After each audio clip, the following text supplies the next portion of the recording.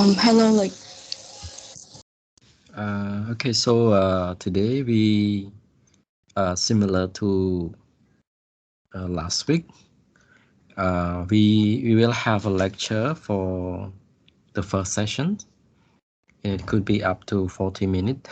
I'll try to finish as soon as possible, so we can have more time for the group presentation in the second session. Okay. So I think now we almost have half of the student in our class. So let me jump to the lecture.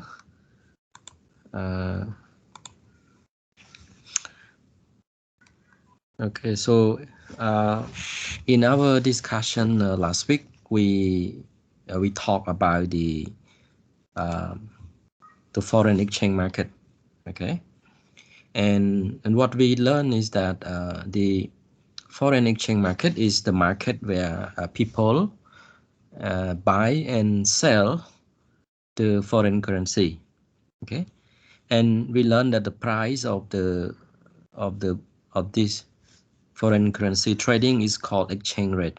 Okay, exchange rate. And we learned the way that exchange rate is being quoted. Okay, it can quote in the direct form or in the indirect form. Okay, and we also learned some of the basic terminology for the finance, which is the appreciation and the depreciations. Okay, and we talk about the relationship between the exchange rate and the import and export price, and we have a conclusion that whenever a currency of one country depreciate, the export price for the product from that country will be cheaper. Okay, on the opposite, the import price for the good that import from other countries would become expensive. Okay, so that's what we discussed in our last meeting. We also take a very brief at the last minute to talk about the organizations and the people who involved in buying and selling of the foreign currency, right? So we learned that the organization or the people that involve a lot in buying and selling first is the commercial bank. Okay, commercial bank. So commercial bank is one of the most active. I say the word active mean that every minute, for every seconds, a bank, commercial bank like ABA, Akrida Bank, or the Simbi Bank, or Hattha Kasikorn Bank, they involved in trading of this foreign currency. Okay, so that is the most active. Okay, and the second actor that also involved a lot in buying and selling foreign currency is the firm or the company, because a company sometimes need to import the raw material from other countries. Okay, and they need to make payment, so they need the foreign currency in order to make payment. Okay, to the importer. Okay, importers, or some export company. Okay, also need to convert to the foreign currency into our home currency. Okay, the Cambodian riel or US dollar. And government also involved in buying and selling of the foreign currency. Okay, central bank, the National Bank of Cambodia. Okay, for example, are the one that involved in the buying and selling of foreign currency, and mostly they involved in the foreign reserve transaction, which we discussed previously in the balance of payment. Okay. And the other, we do have non-bank financial institutions, which including like asset management firm. You can call this like the investment firm, insurance company, or investment company, or mutual fund, and exchange trade fund. Okay, all of these are the actor, okay, who involved in buying and selling foreign currency. But maybe the easy and the one who directly experience buying and selling foreign currency is you and me, okay? You and me, okay? You and me. So we sometimes we need foreign currency, okay? For example, if you need to travel to South Korea, you may need the South Korean won, okay? Because when you be there, you cannot use US dollar, okay? So you need to buy some Korean won before you visit South Korea. Okay, so you and me perhaps the also the most directly experience, okay, actor who involved in buying and selling the foreign currency. One thing you have to remember is that different foreign currency, okay, like Japanese yen, euro, British pound, the Chinese yuan, Thai baht, Vietnamese dong, and other currency. Some currency are more trading. I mean, they are very more trading in terms of the volume of trade is much larger than the other. Some are more liquid than the others. I have experience visiting the India, okay, I think several years ago, and then I come back and I bring along with me some Indian rupee, okay, and it's very difficult to sell my Indian rupee in Cambodia because not many uh, commercial bank in our country are willing to buy, okay, this. So Indian rupee is not so active trading currency in the international currency market. Okay, so each currency are not so active trading. Okay, but US dollar, the Chinese yuan, euro, Japanese yen, and British pound perhaps are the most active trading and more liquid. Okay, liquid in a sense that you can sell it easily. Okay, you can buy it easily if you just go to the commercial bank. Okay, so that is what the player. Okay, I can say the actor involved in the foreign exchange market. So that's what we discussed last week. Would you have anything you have or you need me to explain again? Please go ahead. Hello, good evening, Moni and Moni. Yes, like Okay, any question regarding this? Any key term or any word that you feel that you want me to explain a little more? for the slide, I have no question. Like Okay. For other people, any question?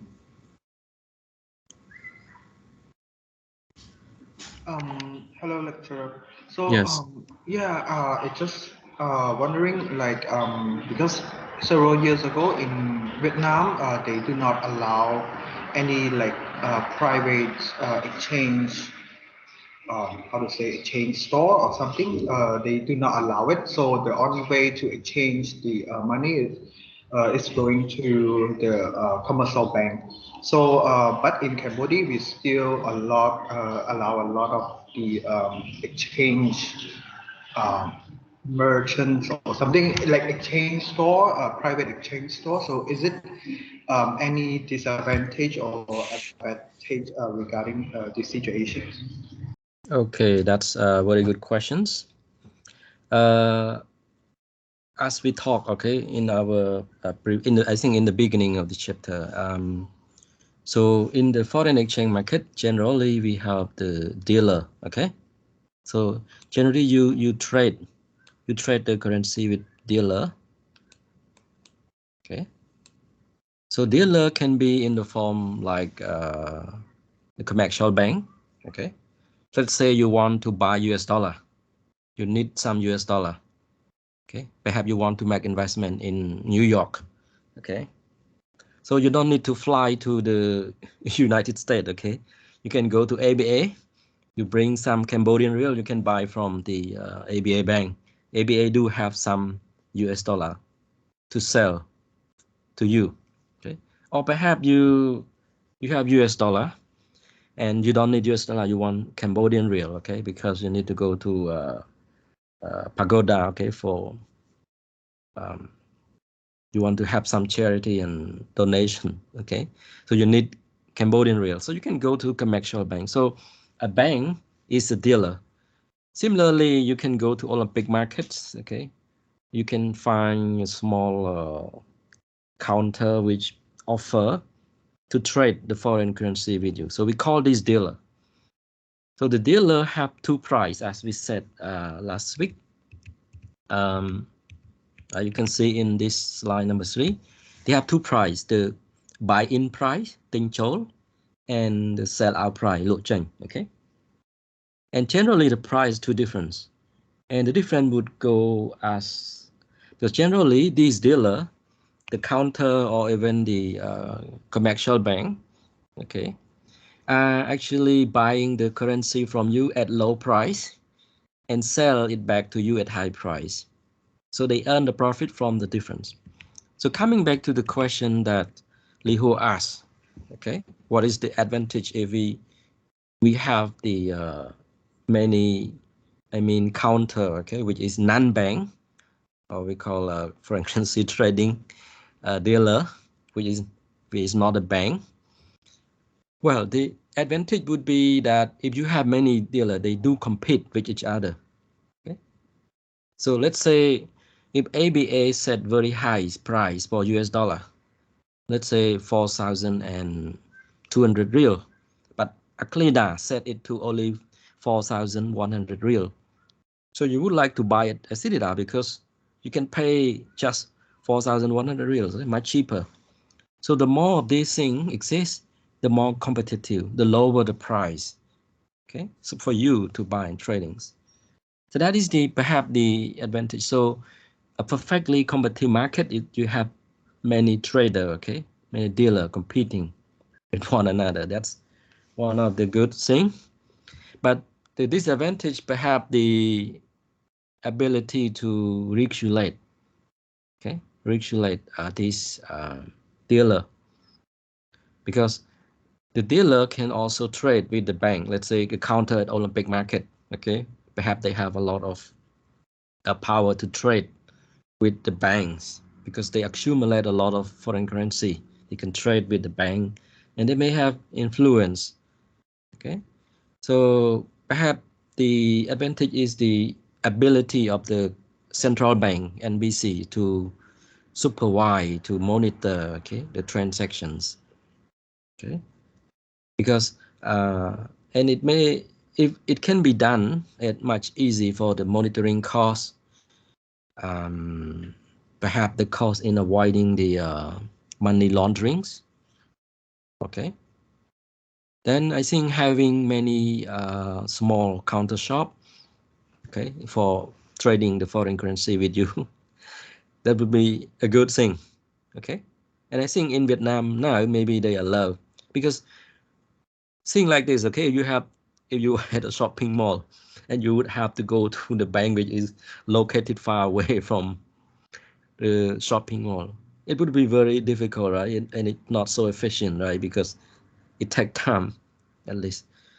So I think it would be much more easier to have, because advantage is that it's easy. You save time for the traveling to the banks, and it also allow competition which can lower the price, when people want to buy the foreign currency or trade or sell foreign currency.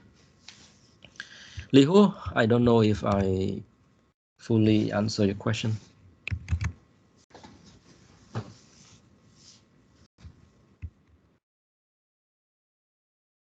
Okay, Li Hu, are you there?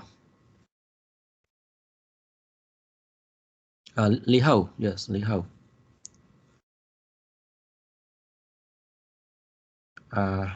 Hello everyone, can you hear me? Yes, sir. Yes, sir. Yes, sir. Okay, I think maybe you can get the answer. So let's move on to the next slide. The next slide is so I've been talking that in the foreign exchange market, people buy and sell the foreign currency, okay? But foreign currency is not the only product, okay, that being traded in the foreign exchange market. So today I'm going to briefly explain to you another kind of product which is also being traded in the foreign exchange market, and they are called derivative. Okay, derivative. There are many kinds of the derivative, but perhaps the three most familiar and the most popular are the forward contract, future contract, and option contracts. Okay. Before I discuss this in detail, I want to inform you that we will not spend our detailed discussion in this kind of thing. Okay. So the objective here is just to introduce you to this kind of thing, because some of these products are not yet exist in our country. Okay, and not yet exist. There are some exist, but not widely. Okay, because the financial market in our country is still in the stage of moving toward this. Okay, so that's why it's better for us to have some sense. Okay, but if you need to have a detailed understanding about this, perhaps you need to consult, okay, other books or other subjects. Okay. Okay, so it's okay if you cannot get all this thing in much detail, okay, because it's not the main focus of our subjects. Okay, our subject. So let's begin. What is the derivative? Okay, so derivative can be defined as a contract between two parties. Okay, one party is called the buyers, and the other party is called the seller. And generally, this contract contains four basic elements. First is the actions. Action is generally including is the contract for buying things or for selling something. Okay, so there are two kind of action. So you enter into the contract because you want to buy something, or perhaps you want to sell something.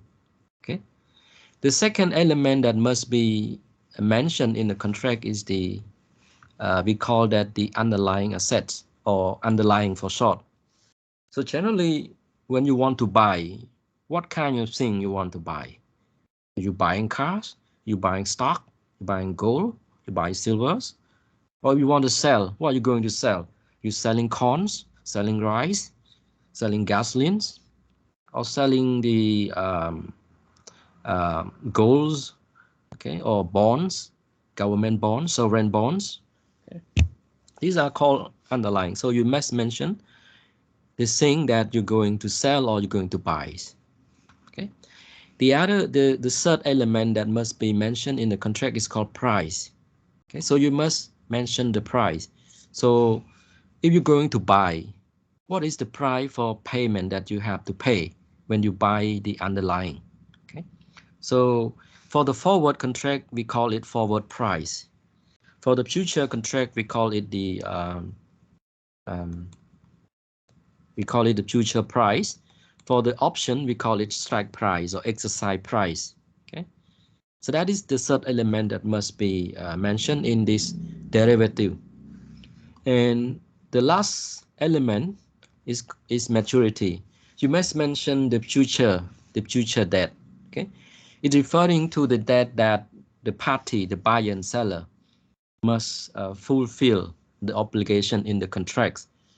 So maturity in this contract is generally can be 3 months in the future, or could be 1 month in the future, or the next 6 months, or could be 1 year, okay, or 2 years. Okay, so that's called maturity. Okay, so when the maturity comes, both parties must fulfill the obligation.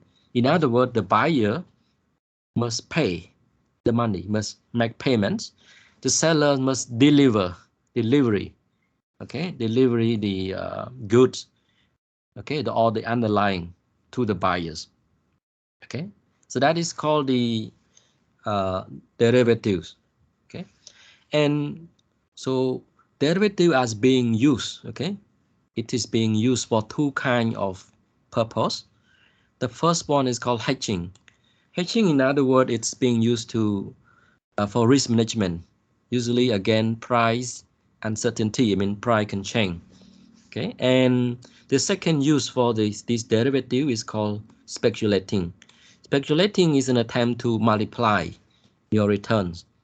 Okay, so derivative, which include forward, future, and option, are being used for these two kind of purpose, either to manage the risk, which called hedging, or to speculate. Okay, speculate.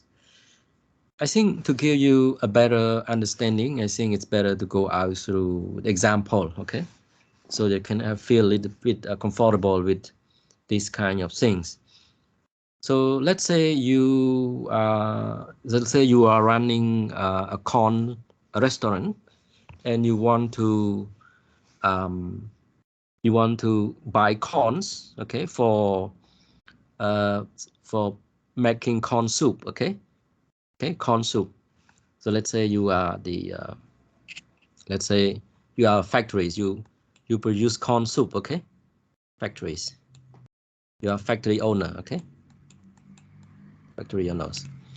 You know that next month, okay, let's say in December, you need corns, okay, you need corns in order to produce the soup corns and to sell on the market. Okay, you will need corn in December, okay, so in the day November next month, okay, you need corns, okay. You can wait, okay, you can wait until next month, and then you can go to the market and you can buy whatever the price. You can buy the corn at the price on the market, okay. But we don't know, right? Because the price of corn on the market can become more expensive than today, or it maybe become cheaper than the price today. So you don't know. If the corn price in December become more expensive than today, you'd have to pay more money. It will be very costly for you. If the corn price in December is much cheaper than today, it would be a good thing because you can buy it much cheaper price. But you, as a factory owner producing corn soup, you're not so sure, okay? And you are having a risk that you don't know what the future price of corn in December will be, okay? So in order to avoid this kind of risk, you decide to enter a contract, okay, with the other, maybe the farmer who sell corns, okay, and you sign a contract, okay. It could be, it's called a forward contract or the future contracts. In the contract, you mention the following, okay. So in the contract, you are going to buy, okay, and the other party, which is the farmer, is going to sell. So we call this one is action, the first element in the contract. The second thing is that the underlying, okay, you are going to buy corns, okay, and you specify that you need 100 kilograms of corns, okay. In the contract, you also mention that the price I'm going to pay to you, or the price that the farmer will receive from you, is that you pay $5 per kilograms of corn. So you set the price today, okay, and you sign the contract between you and the farmer. And you said that maturity to deliver to me would be on 30 December 2021. So when the maturity comes, okay, you must have enough money to make payment because you, the buyer, you, the factory owners, and you must pay to the farmer. Okay, if 1 kilogram is $5 and you have 100 kilogram that bind you in the contracts, you need to pay 500. Okay, you can multiply it with the quantities. Similarly, for the farmer, when the 30 December arrived, just make sure you have 100 kilogram of corns to be delivered to the factories that producing corn soups. Okay, so that is, I think it's the, I hope you feel a little bit comfortable with what exactly is forward and the future contract.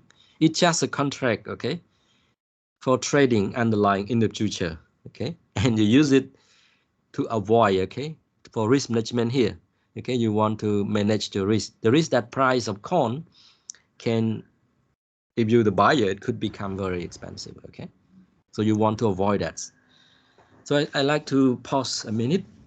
I would like welcome your questions if you have for this forward and the future contract. Any questions? Hello, Darlene. Good evening.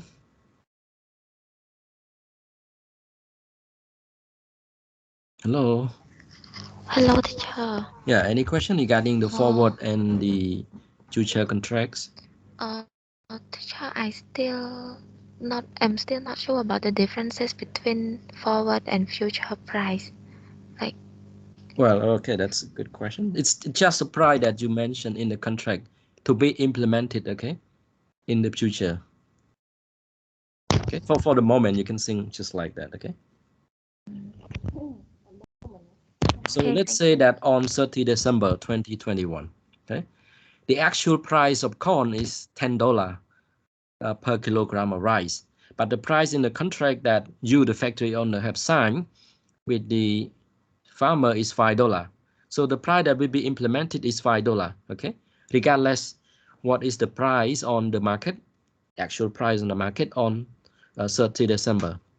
So the advantage here is that you have actually set a price which you think is affordable for you, okay?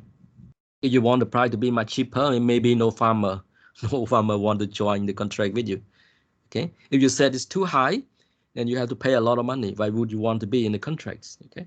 So a price that forward or future here is the one that you have already think reflects that is acceptable for you to pay, okay? Darlene? yes, teacher, I got it. Thank you. Okay. Any other question regarding this forward and future contracts?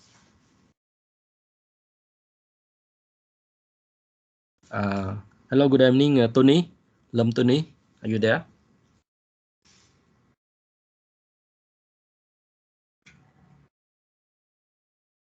Okay, maybe it's not there.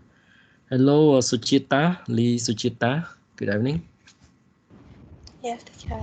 Any question regarding this forward and future contracts? No, teacher. Okay.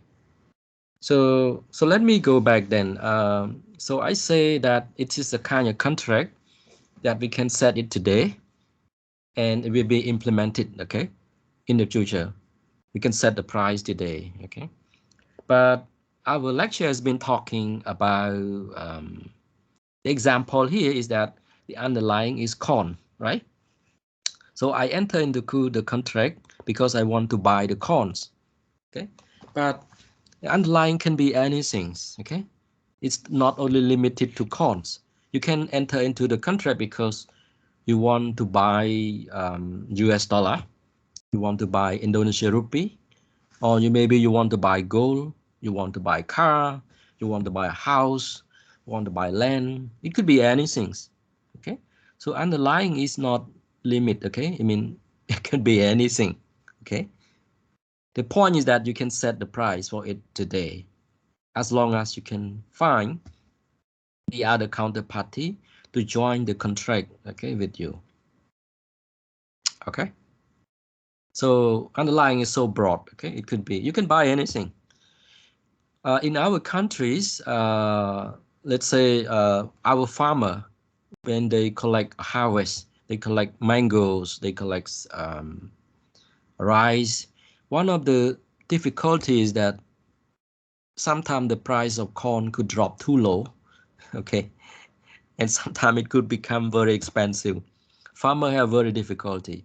So contract farming is an example of how the future contract farming, okay, an example that can help farmers, because farmer can set the price today, okay, and which is acceptable for them, okay, not too high, not too low.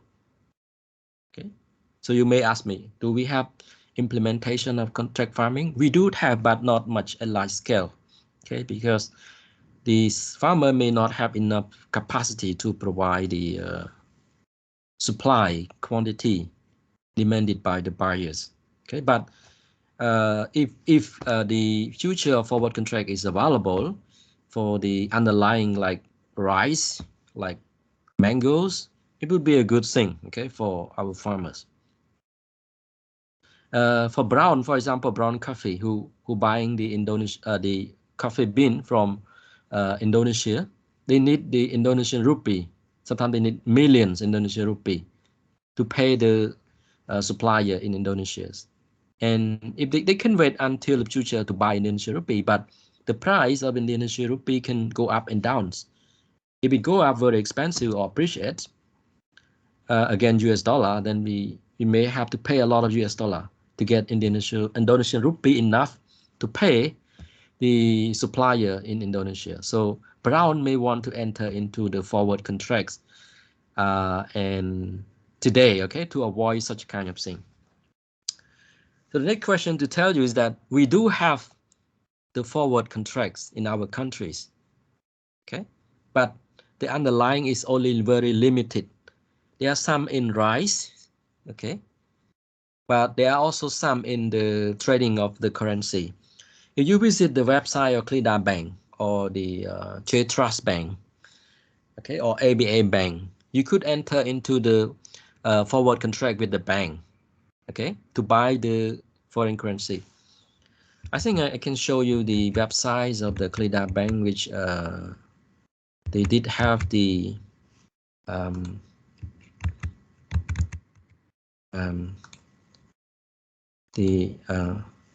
ability. Okay, so let me spend very few minutes.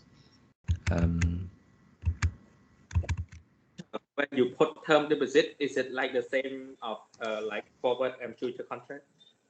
Can I have your question again?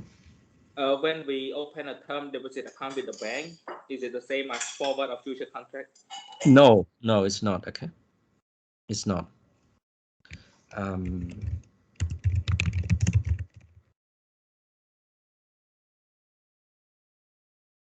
Okay, so I have here. Let me show you.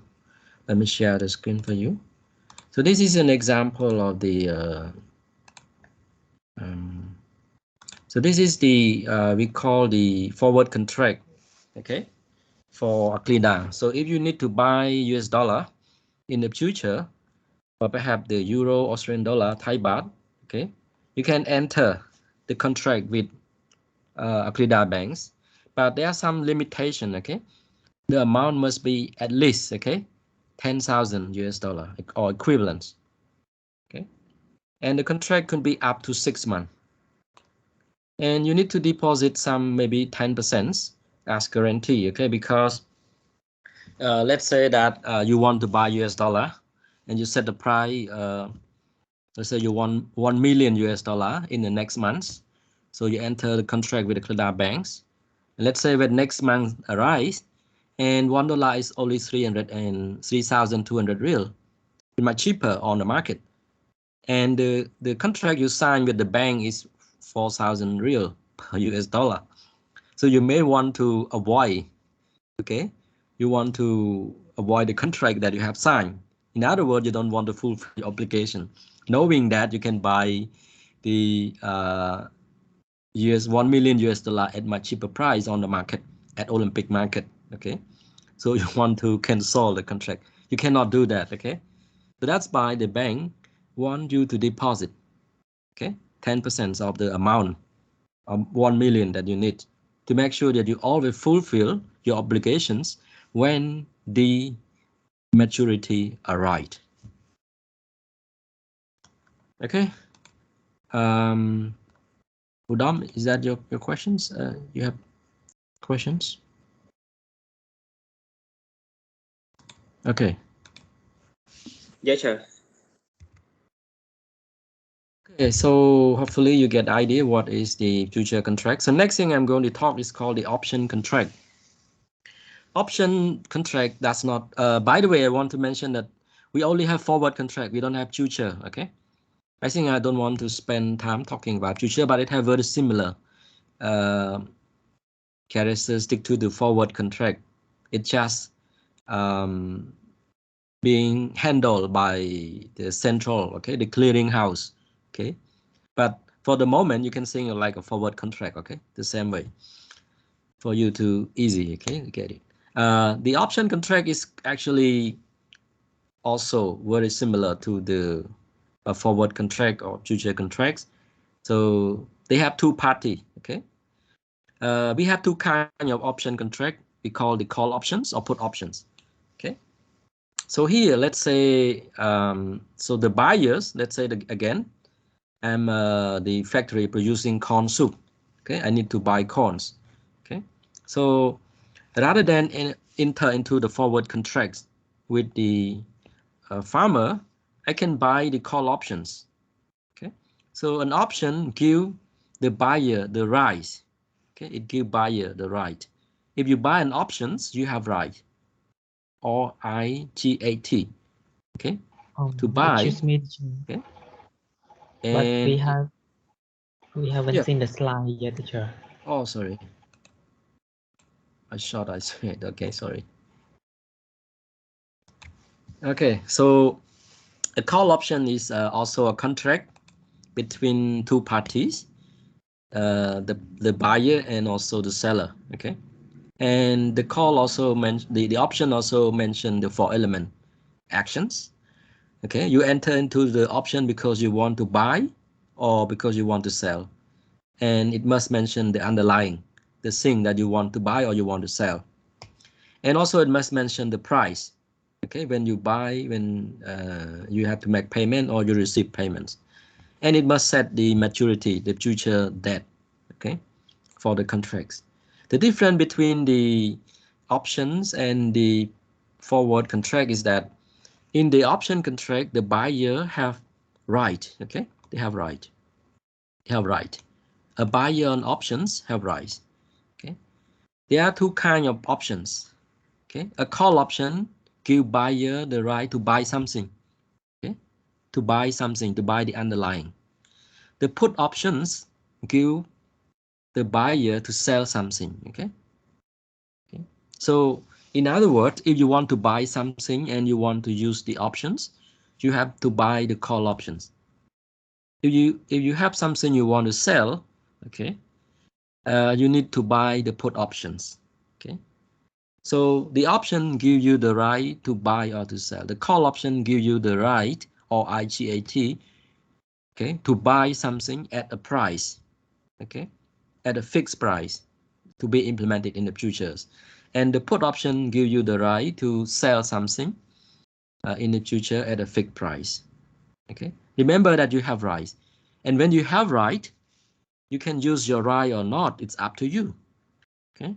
Generally, you will use your right whenever you think it's give you the benefit to exercise your rights.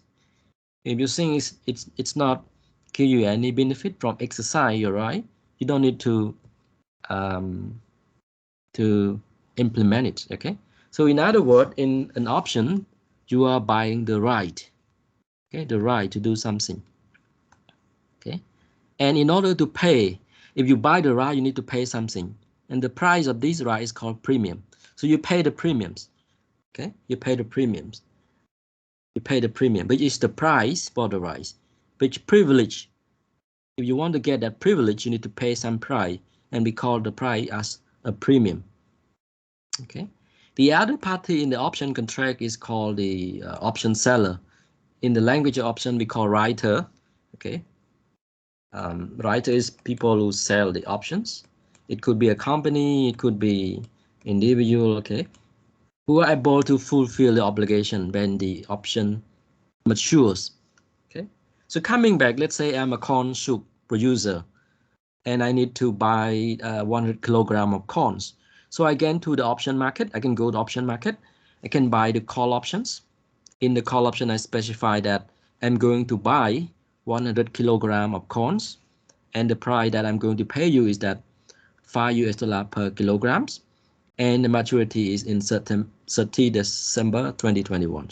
So I said that, and the option seller would sign this with me, but I have to pay the price for this call option to the option seller.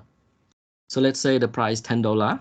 So I would pay $10 to the option seller, okay, and I get the right, okay, and I can wait until 30 December 2021.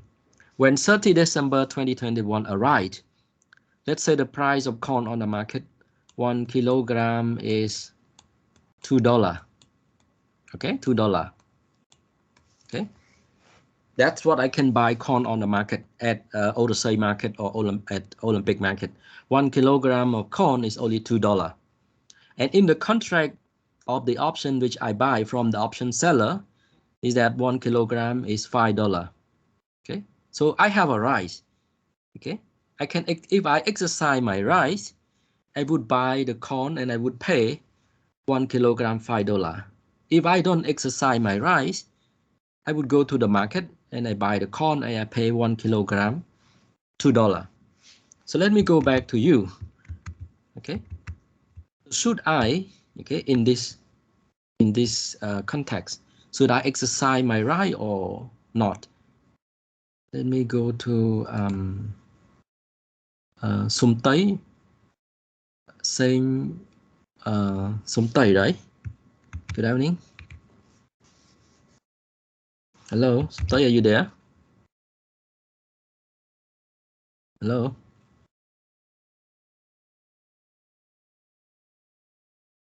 Okay, maybe Sum Tây is not here. Cannot reach. Hello, good evening, Dahlia. Dahlia, are you there? Hello. Hello, Dahlia, are you there?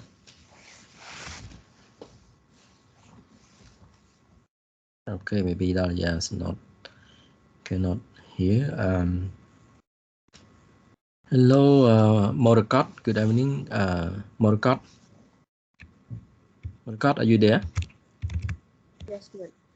Okay, so you get the point I'm trying to explain. Okay, about the call options that I have entered into the call options contract. Okay, and the price in the call option contract is that I will pay $5. Okay, for 1 kilogram of corns that I buy from that I buy. Okay, I have that kind of rice. Okay, and on 30 December, okay, 1 kilogram of corn is only $2. Okay, that's the price at Odisei market.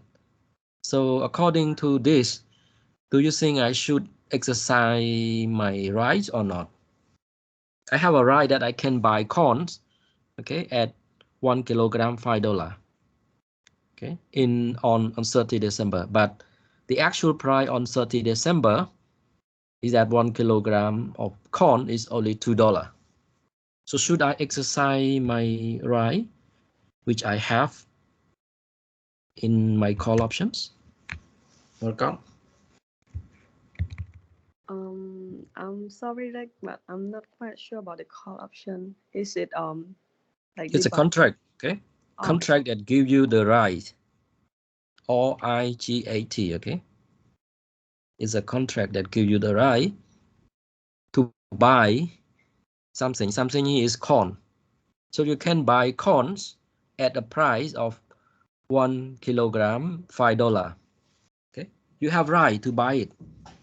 If you exercise your rights, the other party, okay, the option seller will honor you, will have to deliver the rice to you and sell to you at only at 1 kilogram, $5. You have the right, okay? But you don't need to if you don't want to exercise your right. You can let this option expire and forget about it. Okay. Yes. And the point is that now on the market on 30 December, the actual price on the market at Orosei market is 1 kilogram of corn is $2. So will you think should we exercise the right that we have in the call option? If we exercise, we would pay $5 for 1 kilogram. If we don't, we just forget about it, let it expire, and go to Orosei market and we buy 1 kilogram. We pay only $2. So would you exercise the right in option or you let it expire? I think we should let it expire because we can offer like for 1 kilogram for $2 is a little bit cheaper. Yes, that's very, very good. Okay. For sure, right? If you exercise your right, then you have to pay $5. Why would you do that? Knowing that you can buy the corns at much cheaper price on the market. See, and nobody can force you because this is your right. Okay. But in order to get the right, you have to pay the premium, which is the price for the right, which is $10. Okay. So you lose this $10 and you let it expire. Okay, Marco. Let's say the other scenario. Let's say on 30 December, it's not on the market. It's not $1, 1 kilogram, $2. Instead, let's say 1 kilogram is $20. 1 kilogram of corn is $20. Okay, you have a right to buy the corn that pay only $5 per 1 kilogram of corns, and by actually on the market, if you want to buy, you need to pay $20. So in that case, Morgot, should we exercise our right or should we let expire and go to buy on the market?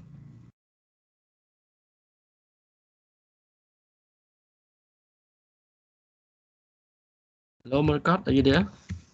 Like for 1 kilogram, $20 per 1 kilogram. Is it set on the date or what? It's the price on the market on 30 December maturity, okay, 2021 at all the same market. Oh.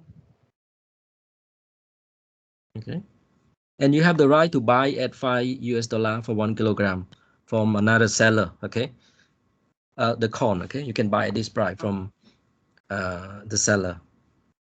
So would you exercise or you don't? It's okay. It's up to you. You don't need to worry because you're right. Okay.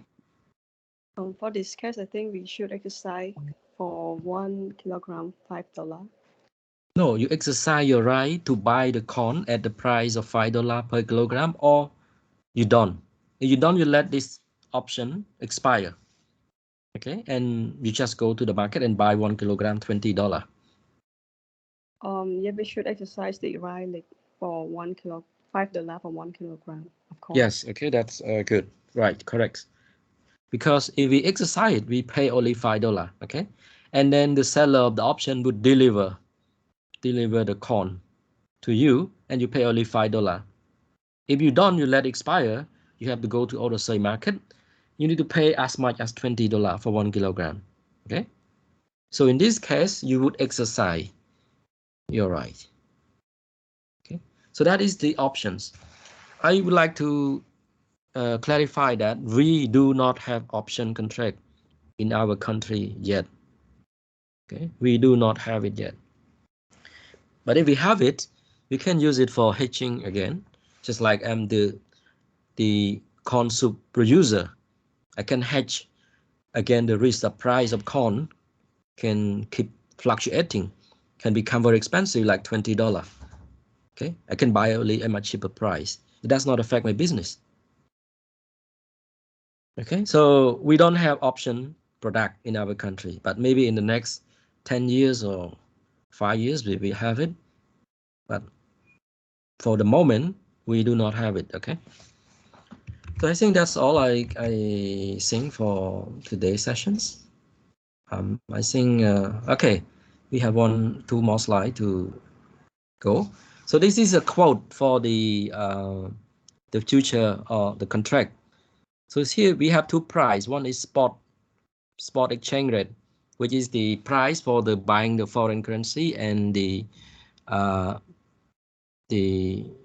foreign at the moment on the market. Okay, the price you see at the bank at the moment at this time is called spot price or spot exchange rate.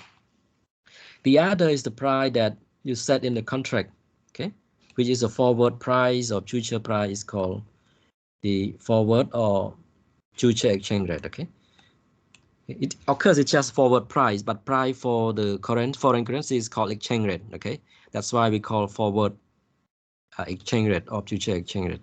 Okay, and generally the debt, okay, in the US, one of the center that people trade this contract, okay, the option and the future is called the CME Group, the Chicago Mercantile Exchange. You can visit the link below and you can get detailed information. Generally, the maturity debt would be 30 days, 90 days, and 180 days, or can be many years in the futures. Okay, so there are two price. One is price on the market. The other is one that's in the contract. Okay, the one on the market is called spot price or spot exchange rate. The one that is in the contract is called forward price or forward exchange rate or future exchange rate. Let's see a quote here. This is a quote from a newspaper. So you see, let's say you want to buy Japanese yen. Okay, so you can see this is the price. So this contract is mature in September. Okay, in September. And this one is mature in December. And the price for the Japanese yen, so the quantity here is 12,005,000 Japanese yen. Okay, and the quite probably is that dollar per 100 yens. Okay, per 100 yen. So this is the price. Okay, so to buy the contract is that if you want to buy the one for every 100 yen, you pay only 0.9805 US dollar for the contract mature in December. Okay, and you can see that during the day, this price could go up and down. The high is the high price during the day, which is on 10 September. And the lower price would be 0.97 US dollar per 100 yens. And it's settled somewhere around here, okay, between the high and low price. Comparing to yesterday, this price have become cheaper a little bit, okay. Okay, and since the open interest, this is the number of contract being traded. Okay, so you can enter into this contract for the December and September. There's one thing to note about this is that if you take a look, you can see the contract that mature in September, the price is 0.9766 US dollar per 100 yens. The one mature in December is 0.98. So the longer that the contract maturity will be in the future, the more expensive, okay, will be. Okay, the more expensive the underlying, okay, will be. The underlying asset in the contract will be, okay, because you have to wait longer time. You have more privilege, a privilege that you can implement it longer into the futures. Here I also have the quote for the Canadian dollar, for the British pound, okay, and you can read in the same way. Okay, and this is just the movement. We see that there are two kinds of price: the spot rate, which is the spot price on the market, price of the underlying on the market, and the forward, which is the one in the contract. We can see that they seem to move in the same directions. Okay, you see that's quite easily to understand. Okay, before you decide into the contract, you may want to set a price. Let's say I want to buy corns. If I'm the buyer, you have to look at what is the price on the market today, and then I will enter in the contract by using it as a benchmark. Okay, if I put it too low before the price I see today on the market, maybe nobody want to enter in contract with me. If I set too low, it's also not so good. Okay, so that is why it move in the same the same direction. They tend to move together. So the future price or the forward price depend on the spot price. Okay, I think that's enough for today's sessions on the lectures.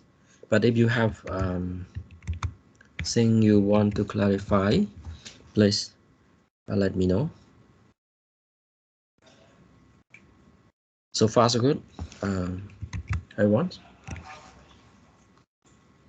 Hello Dalia, I'm calling you again. Yes, like it's fine. I'm sorry, my internet was disconnected earlier. Okay, so any question regarding this derivative, the future, the forward, and the options? Not yet. Like, Okay, so I think if you don't have question, I'd like to, if you have, please let me know. If not, I will end the lecture session here and we will have a break for 10 minutes. And when we come back, we can have our group presentations.